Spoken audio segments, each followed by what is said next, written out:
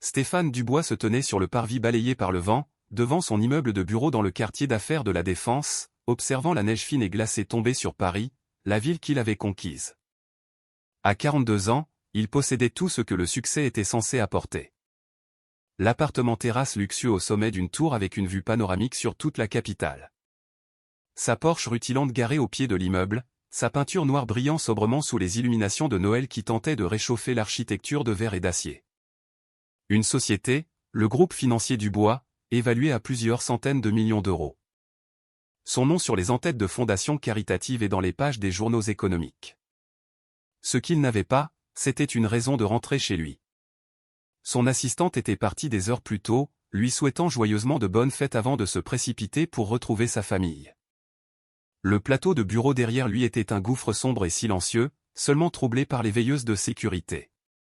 C'était le réveillon de Noël, et Stéphane Dubois, PDG du groupe financier Dubois, n'avait nulle part où aller. Il s'était répété pendant des années que c'était le prix à payer pour la réussite, que les semaines de 80 heures et les voyages constants étaient des investissements pour construire quelque chose de significatif, qu'il y aurait du temps plus tard pour les relations, pour une famille, pour toutes ces choses douces et immatérielles que les autres semblaient prioriser. Ses parents étaient décédés. Son frère vivait à Singapour avec sa propre famille, un continent et un océan les séparant.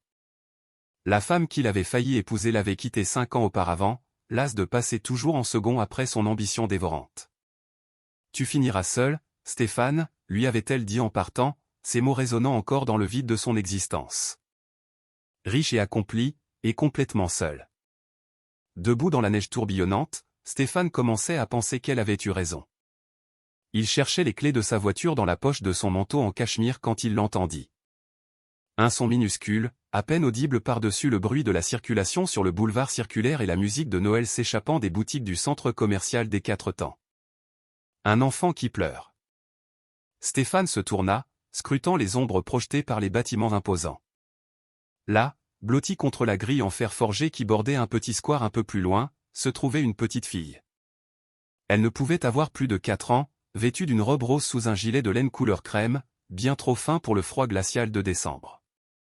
Ses cheveux blonds étaient coiffés en 2 petites couettes et elle serrait contre sa poitrine un lapin en peluche gris. Elle tremblait, de froid, de peur, ou des deux, Stéphane ne pouvait le dire. Il chercha du regard un parent, quiconque aurait pu être avec elle. Le parvis était encore animé par les acheteurs de dernière minute, mais personne ne semblait remarquer l'enfant. Chacun était trop absorbé par ses propres préparatifs de fête, se hâtant avec sac et paquet. Stéphane traversa la place, ses chaussures de luxe crissant dans la neige fraîche. En se rapprochant, il put voir les larmes gelées sur les joues de la petite fille, entendre le hoquet désespéré de sa respiration. « Eh, salut » dit-il doucement, s'accroupissant à sa hauteur malgré le froid humide qui s'infiltrait à travers le tissu de son pantalon de costume. « Est-ce que ça va ? Où est ta maman ?»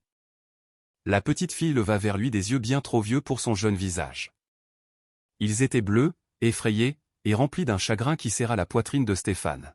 « Maman » murmura-t-elle, sa voix à peine un souffle. Elle est tombée. Elle veut plus se réveiller. J'ai essayé, mais elle veut pas se réveiller. Stéphane sentit son rythme cardiaque s'accélérer. Où est-elle ? Peux-tu me montrer ? La petite fille pointa un doigt tremblant en direction du jardin du Luxembourg, à une courte distance en taxi de là. Près du banc, celui avec l'ange. Sans réfléchir, Stéphane la prit dans ses bras. Sentant sa légèreté, la froideur de son petit corps même à travers ses vêtements, il héla un taxi et la porta jusqu'au jardin, suivant son doigt pointé vers un banc près d'une statue d'ange en pierre. Là, effondrée sur le sol enneigé à côté du banc, gisait une femme. Elle était jeune, peut-être au début de la trentaine, avec des cheveux blonds similaires à ceux de l'enfant. Ses lèvres avaient une teinte bleutée, sa respiration était superficielle et rapide. Près de sa main se trouvait un petit sac à main, dont le contenu était éparpillé sur la neige. Parmi les objets, Stéphane repéra un stylo à insuline et une carte d'urgence médicale. Il composait déjà le 15, le numéro du SAMU, tout en s'agenouillant près d'elle, gardant la petite fille dans un bras tout en vérifiant le pouls de la femme de sa main libre. Il était rapide et faible. « SAMU, j'écoute ? Je suis au jardin du Luxembourg, près de la statue de l'ange. Il y a une femme ici, inconsciente. Urgence diabétique, je crois. Il y a un stylo à insuline, mais je ne sais pas si elle a pris sa dose ou si ce n'est pas assez. Elle a un enfant avec elle, peut-être 4 ans. Le régulateur le garda en ligne, posant des questions, donnant des instructions. Stéphane fit de son mieux pour les suivre tandis que la petite fille s'agrippait à lui, le visage enfoui dans son manteau. « S'il vous plaît, faut pas que ma maman meure », chuchota-t-elle contre sa poitrine, sa petite voix se brisant. « S'il vous plaît, j'ai que elle. Faut pas qu'elle meure. » Ces mots frappèrent Stéphane comme un coup de poing. Il resserra son bras libre autour de l'enfant, sentant la peur désespérée dans son petit corps, et quelque chose à l'intérieur de lui se fissura. « Je ne la laisserai pas », s'entendit-il promettre. « Ta maman va s'en sortir. L'ambulance arrive. Ils vont l'aider. » L'attente lui parut une éternité, bien qu'il ne se soit probablement écoulé que quelques minutes avant qu'il n'entende les sirènes. Les ambulanciers arrivèrent avec une compétence efficace, commençant immédiatement les soins.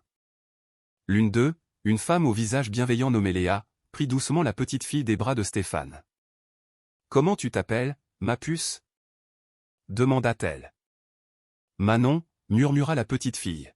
« Est-ce que ma maman va aller bien ? » « On va faire tout notre possible, » promit Léa. « Tu peux me dire comment s'appelle ta maman ? » « Camille. Camille Fournier. Elle est maîtresse. C'est la meilleure maman du monde entier. » Alors que les secouristes chargeaient Camille sur un brancard, Stéphane se retrouva à monter dans l'ambulance sans qu'on le lui demande, tenant toujours la main de Manon, qui refusait de le lâcher. « Vous êtes de la famille ? » demanda un des ambulanciers.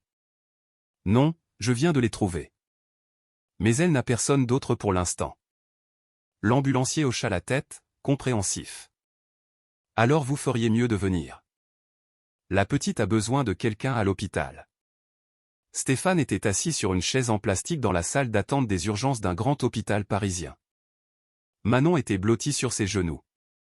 Elle avait cessé de pleurer mais n'avait pas parlé, s'accrochant à lui avec une force féroce, tandis que son autre main serrait son lapin en peluche.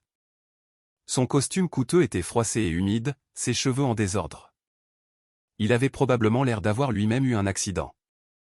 Une assistante sociale apparut, une femme à l'air fatigué mais aux yeux bienveillants. « Monsieur Dubois. Stéphane Dubois. Monsieur Dubois, merci d'être resté avec Manon. Nous essayons de contacter des membres de la famille. Savez-vous quelque chose sur leur situation ? » Stéphane secoua la tête.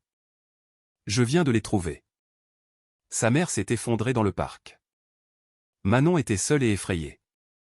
L'assistante sociale, Isabelle, jeta un coup d'œil à la petite fille qui s'était endormie d'épuisement contre la poitrine de Stéphane. Les médecins s'occupent de sa mère maintenant. Hypoglycémie sévère. Ils pensent qu'elle est diabétique de type 1.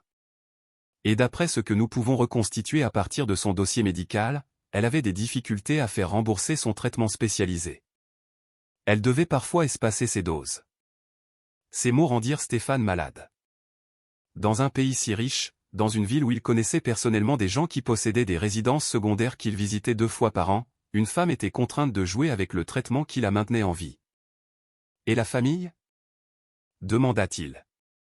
Isabelle consulta sa tablette. Sa mère est décédée il y a 3 ans.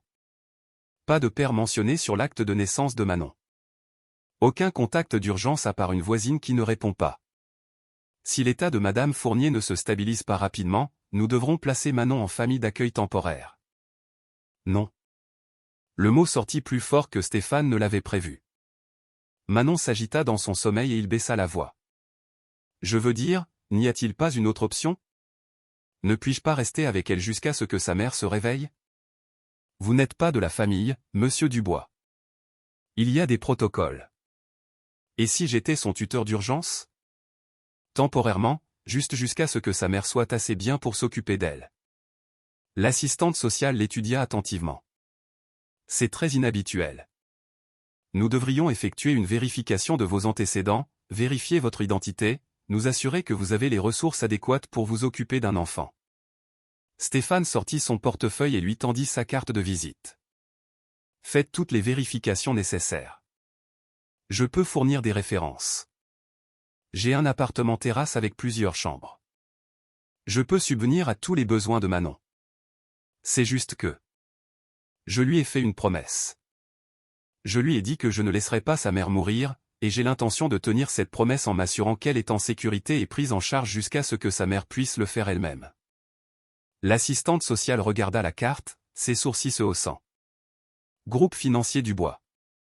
Vous êtes ce Stéphane Dubois? Oui. Pourquoi un PDG voudrait-il s'occuper de l'enfant d'une inconnue?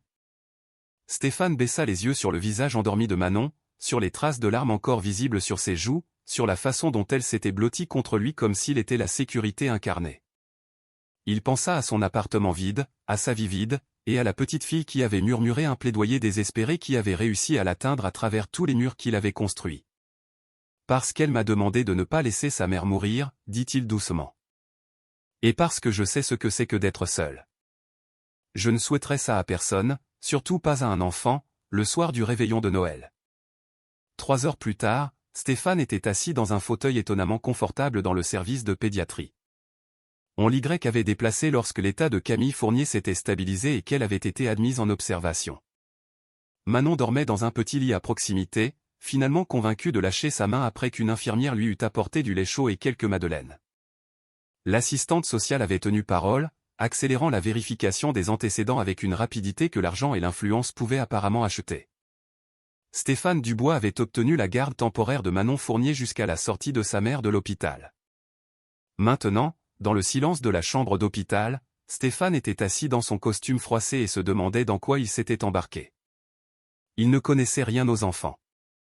Les enfants de son frère vivaient à l'autre bout du monde, et il ne les avait rencontrés que 2 fois. Il ne se souvenait pas de la dernière fois où il avait été responsable d'un autre être humain au-delà de la signature de chèques de paie. Mais quand Manon s'était accrochée à sa main et l'avait supplié de ne pas laisser sa mère mourir, quelque chose avait changé en lui. Pour la première fois depuis des années, quelqu'un avait eu besoin de lui. Pas de son argent, de ses relations ou de sa signature sur un contrat, mais de lui. Juste lui. Une infirmière frappa doucement avant d'entrer. Monsieur Dubois. Madame Fournier est réveillée. Elle demande à voir sa fille. Stéphane jeta un coup d'œil à Manon, qui dormait toujours paisiblement. Puis-je la voir d'abord, avant de réveiller Manon? L'infirmière acquiesça et le conduisit dans le couloir jusqu'à une autre chambre. Camille Fournier paraissait petite et fragile dans le lit d'hôpital, reliée à divers moniteurs et perfusions, mais ses yeux étaient vifs et concentrés, et quand elle vit Stéphane, ils s'emplirent de larmes. « Vous avez trouvé Manon, dit-elle, sa voix rauque. Ils me l'ont dit. Vous êtes resté avec elle. Vous l'avez amenée ici. N'importe qui aurait fait la même chose, dit Stéphane, bien qu'ils sachent tous les deux que ce n'était pas vrai. Camille secoua lentement la tête. Non, la plupart des gens auraient appelé la police et seraient partis. Vous êtes resté. Vous l'avez tenue dans vos bras. Elle disait à l'infirmière tout à l'heure que vous aviez promis que sa maman ne mourrait pas, et que vous aviez tenu votre promesse. Stéphane s'approcha du lit, les mains dans les poches. C'est une enfant courageuse. Elle essayait de vous réveiller quand je l'ai trouvée. Elle devait être terrifiée. Elle était probablement terrifiée depuis des semaines, dit amèrement Camille. Je devais parfois espacer mes doses d'insuline parce que ma mutuelle ne couvrait pas entièrement le traitement le plus récent. C'était dangereux, je le savais, mais je devais choisir entre mes médicaments et nourrir ma fille. Je n'arrêtais pas de me dire que je pouvais tenir encore un peu, juste le temps que ma situation avec l'assurance maladie s'arrange. Elle ferma les yeux. Je suis institutrice. J'ai un master. Je travaille 50 heures par semaine, et je n'arrive toujours pas à me payer de quoi rester en vie. La colère et le désespoir dans sa voix firent que les mains de Stéphane se serrèrent dans ses poches. Il avait lu des articles sur le coût des soins de santé, les déremboursements, les gens qui souffraient à cause des failles du système. Mais lire à ce sujet était différent de s'asseoir en face d'une femme qui avait failli mourir parce que le système l'avait laissé tomber. L'assistante sociale a dit que vous vous étiez porté volontaire pour vous occuper de Manon pendant que je suis ici, poursuivit Camille. Je ne comprends pas pourquoi. Vous ne nous connaissez même pas. C'est peut-être pour ça, dit lentement Stéphane, se surprenant lui-même par la vérité de ses propos. Dans ma vie normale, tout le monde veut quelque chose de moi. De l'argent, des relations, de l'influence. Votre fille voulait juste que quelqu'un aide sa mère. C'est la chose la plus honnête qu'on m'ait demandé depuis des années. Camille l'étudia attentivement. Merci, dit-elle finalement. Pas seulement pour être restée avec Manon, mais pour l'avoir vue, pour nous avoir vus. La plupart des gens regardent à travers les mères célibataires pauvres et leurs enfants. Nous sommes invisibles. Vous n'êtes pas invisible, dit fermement Stéphane. Plus maintenant. Au cours des 3 jours suivants, Stéphane Dubois apprit ce que signifiait s'occuper d'une enfant de 4 ans. Il apprit que Manon aimait ses sandwichs coupés en triangle, pas en carré. Qu'elle avait besoin de son lapin en peluche, qui s'appelait Monsieur Floppy, pour s'endormir. Qu'elle posait environ 700 questions par heure, qui commençaient toutes par « Pourquoi ?». Il l'emmenait voir sa mère 2 fois par jour, regardant les yeux de Camille s'illuminer chaque fois que sa fille entrait en courant dans la chambre. Il apprit que Camille était institutrice en classe de CE2 dans une école publique, qu'elle aimait son travail malgré le faible salaire, qu'elle élevait Manon seule depuis que son ex-petite amie l'avait quittée quand elle était enceinte, qu'elle joignait les 2 bouts avec un salaire d'enseignante et se noyait sous les dettes médicales liées à son diabète. Il apprit aussi que Manon était intelligente, drôle et d'une résilience déchirante. Elle parlait de ses amis de maternelle, de ses livres préférés et des cadeaux qu'elle avait demandés au Père Noël, ne se plaignant jamais de dormir dans l'appartement d'un inconnu ou d'avoir sa vie bouleversée. Le matin de Noël, Stéphane se réveilla et trouva Manon debout à côté de son lit, Monsieur Floppy dans une main. « C'est Noël », annonça-t-elle. « Mais on peut pas ouvrir les cadeaux parce qu'on est chez toi et le Père Noël sait pas qu'on est là. » Stéphane s'assit, se frottant les yeux. Il avait peut-être dormi 3 heures, ayant passé la majeure partie de la nuit à faire des recherches sur les soins du diabète, les coûts de l'insuline et comment cuisiner des plats qu'une enfant de 4 ans accepterait de manger, comme des crêpes ou de la purée. « Eh bien, dit-il prudemment, et si je te disais que le Père Noël est très intelligent et qu'il savait exactement où tu étais? Et si je te disais qu'il pourrait y avoir des cadeaux dans le salon avec ton nom dessus ?» Les yeux de Manon s'écarquillèrent. « Vraiment? Mais comment? » « Le Père Noël est magique, » dit Stéphane avec plus de conviction qu'il n'en avait ressenti pour quoi que ce soit depuis des années. « Viens, allons voir. » Il avait fait jouer toutes ses relations, obtenant que des magasins ouvrent plus tôt, se faisant livrer des cadeaux à minuit. Maintenant, sous le petit sapin qu'il avait fait livrer la veille, il y avait des cadeaux soigneusement emballés. Pas trop, il n'avait pas voulu la submerger, mais des cadeaux réfléchis, des livres sur des filles courageuses, un nouveau manteau chaud à sa taille, du matériel de dessin, et parce qu'il n'avait pas pu s'en empêcher, un train électrique de luxe avec lequel il soupçonnait qu'il s'amuserait autant qu'elle. En regardant le visage de Manon s'illuminer alors qu'elle ouvrait chaque cadeau, Stéphane sentit quelque chose d'inconnu et de chaleureux fleurir dans sa poitrine. Il lui fallut un moment pour reconnaître que c'était de la joie, une joie simple et sans complication, du genre dont il avait oublié l'existence quelque part sous les feuilles de calcul et les réunions du conseil d'administration.